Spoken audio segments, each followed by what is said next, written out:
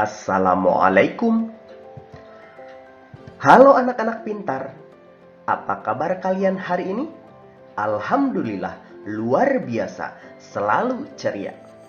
Jumpa lagi dengan Pak Warta di video pembelajaran secara online. Sebelum memulai materi kita hari ini, marilah kita berdoa menurut agama dan kepercayaan masing-masing. Berdoa dipersilahkan.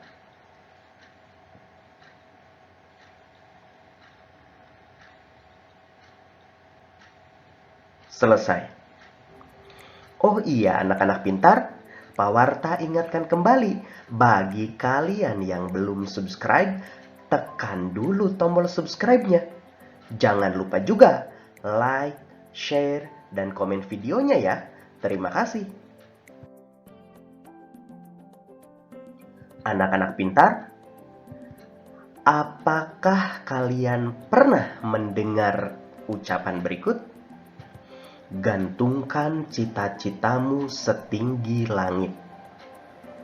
Kalimat itu mengajak kita agar berusaha sekuat tenaga mencapai cita-cita.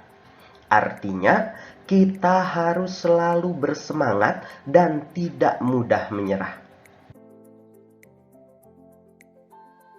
Sekarang, mari kita baca teks berikut ini. Judulnya, Peternak Muda dari Malang. Menjadi pengusaha di usia muda mungkin bukan tujuannya. Ia hanya ingin membangun usaha mandiri seusai kuliah.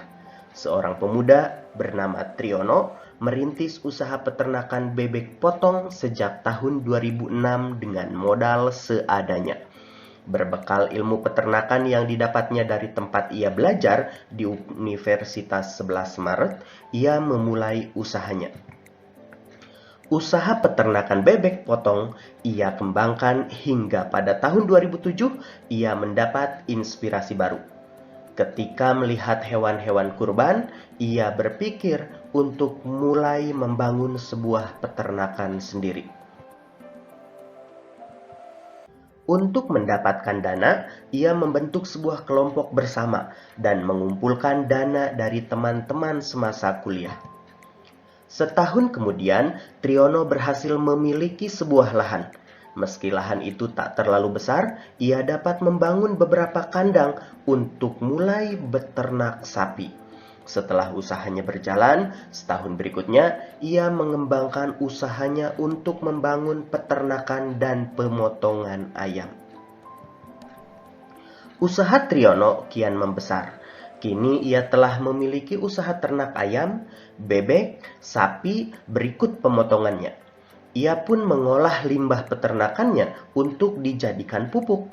Meskipun kini usahanya kian membesar, ia tidak cepat puas. Ia bermimpi bisa memenuhi pasokan daging sapi di Jakarta yang saat ini masih impor dari luar negeri. Anak-anak pintar, beternak merupakan kegiatan mengembangbiakan hewan ternak untuk memenuhi kebutuhan manusia. Hewan ternak adalah hewan yang dipelihara manusia untuk memenuhi kebutuhan manusia itu sendiri. Hasil hewan ternak yang dapat dimanfaatkan bisa berupa telur, daging, susu, dan kulitnya. Pemanfaatan tersebut tergantung jenis ternaknya. Adakah kegiatan beternak di sekitar tempat tinggalmu? Sekarang, mari kita mengamati. Berikut ini ada beberapa jenis hewan ternak yang banyak dipelihara oleh masyarakat di Indonesia. Ada ayam, sapi, bebek, dan kambing. Hewan-hewan tersebut dipelihara oleh masyarakat dan dimanfaatkan untuk mencukupi kebutuhan hidupnya. Seperti ayam, biasa kita manfaatkan telur dan dagingnya. Lalu sapi, kita manfaatkan daging dan susunya. Bebek, juga kita manfaatkan daging dan telurnya. Kemudian kambing, biasa kita manfaatkan daging dan juga susunya. Para peternak berusaha agar hasil peternakannya memiliki kualitas yang baik. Lalu, keahlian apa saja yang dibutuhkan agar usaha peternakan dapat menghasilkan hewan ternak yang berkualitas? Berikut ini beberapa keahlian yang harus dimiliki oleh peternak agar hewan ternaknya berkualitas. Yang pertama, seorang peternak harus mampu menjaga kesehatan hewan ternaknya. Yang kedua, peternak juga harus memperhatikan asupan makanan dan minuman hewan ternak tersebut. Ketiga, mereka juga harus mampu membuat kandang yang sesuai dengan kebutuhan hewan ternaknya. Ukuran kandang hendaknya disesuaikan dengan kebutuhan dari hewan ternak tersebut. Yang keempat, seorang peternak juga harus mampu menjaga kebersihan hewan ternak beserta tempat tinggal hewan ternak tersebut.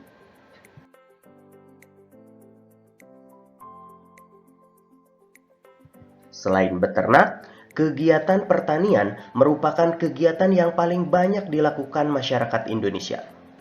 Sebagai negara agraris, Indonesia memiliki lingkungan alam yang mendukung tumbuhnya aneka jenis tanaman pertanian. Kondisi tersebut menghasilkan produk pertanian yang berkualitas baik. Para petani menanam berbagai jenis tanaman di lahan garapannya, dari mulai buah-buahan hingga sayuran.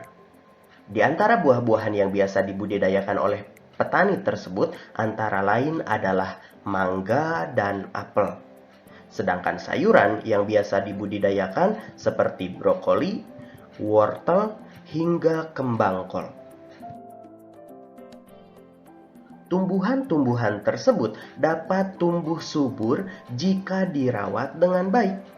Namun, selain perawatan, ternyata tumbuhan juga memerlukan lingkungan yang sesuai sebagai tempat tumbuh kembangnya. Ada beberapa jenis lingkungan atau daerah tempat hidup tumbuhan. Di antaranya adalah dataran tinggi atau pegunungan dan dataran rendah. Kedua daerah tersebut memiliki karakteristik yang sangat berbeda. Dataran tinggi memiliki udara yang dingin, sedangkan dataran rendah memiliki udara yang cenderung panas. Oleh karena itu, tumbuhan yang bisa dibudidayakan di kedua tempat tersebut berbeda pula.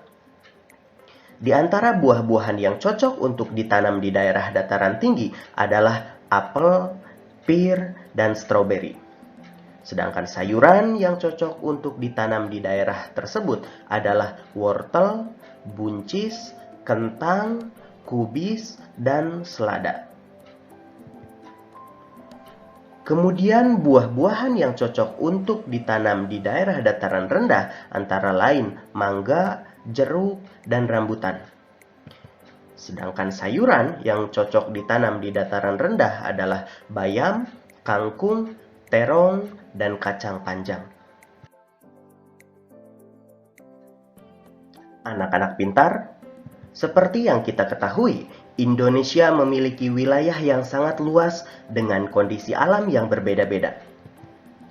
Perbedaan lingkungan alam itu menyebabkan perbedaan potensi sumber daya alam dan kegiatan penduduk. Sumber daya alam ada berbagai macam. Ada sumber daya alam yang dapat diperbaharui dan ada sumber daya alam yang tidak dapat diperbaharui. Sumber daya alam yang dapat diperbaharui adalah sumber daya alam yang dapat dihasilkan kembali dalam waktu yang tidak lama. Tumbuhan dan hewan termasuk sumber daya alam yang dapat diperbaharui. Kita dapat menghasilkan kembali tumbuhan dan hewan untuk dimanfaatkan. Tumbuhan dapat dihasilkan melalui usaha pertanian, dan hewan dapat dihasilkan melalui usaha peternakan. Saatnya kalian mengerjakan tugas. Isilah tabel berikut dengan sumber daya alam dan mata pencaharian penduduk yang sesuai dengan lingkungannya. Silahkan kalian isi kolom-kolom berikut dengan sumber daya alam yang ada di daerah tersebut dan mata pencaharian penduduk yang sesuai dengan sumber daya alam tersebut. Mulai dari dataran tinggi, sumber daya alam apa yang ada di dataran tinggi? Kemudian, kira-kira mata pencaharian penduduknya apa ya? Begitupun di daerah dataran rendah dan pantai. Selamat mengerjakan. Keragaman sumber daya alam, lingkungan, pekerjaan, dan cita-cita memperkaya masyarakat Indonesia. Kini kalian sudah tahu bahwa keragaman itu membuat hidup kita semakin berwarna. Keindahan keragaman tersebut bisa dituangkan dalam puisi. Sekarang mari kita baca puisi berikut ini. Judulnya Hidupku Penuh Warna, karya D. Karitas. Bukit-bukit itu membiru dari jauh. Laut itu pun membiru dari jauh. Mereka terlihat sama, walaupun berbeda. Keduanya indah. Keduanya memesona, walaupun berbeda. Keduanya tak terpisah. Aku, kamu, dan kalian, cita-cita kita mungkin berbeda. Bukan siapa yang berlebihan, tapi kita akan bersama meraihnya. Hidupku penuh warna, seperti pelangi di bawah langit.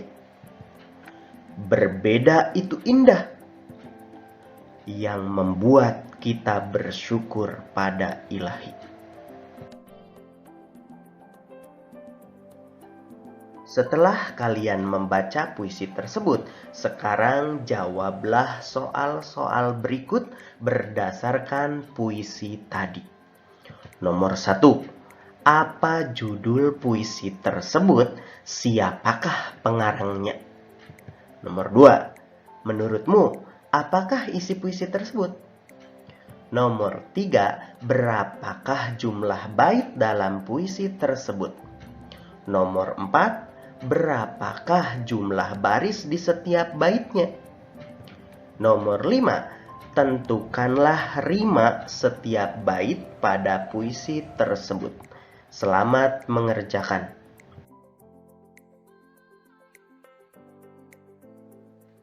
Anak-anak pintar, demikianlah materi pelajaran kita hari ini. Tidak lupa Pak Warta berpesan kepada kalian. Kehidupan kita bergantung kepada alam. Oleh karena itu, rawat dan jagalah alam tersebut agar kehidupan kita tidak terganggu. Akhir kata dari Pak Warta, wassalamualaikum warahmatullahi wabarakatuh.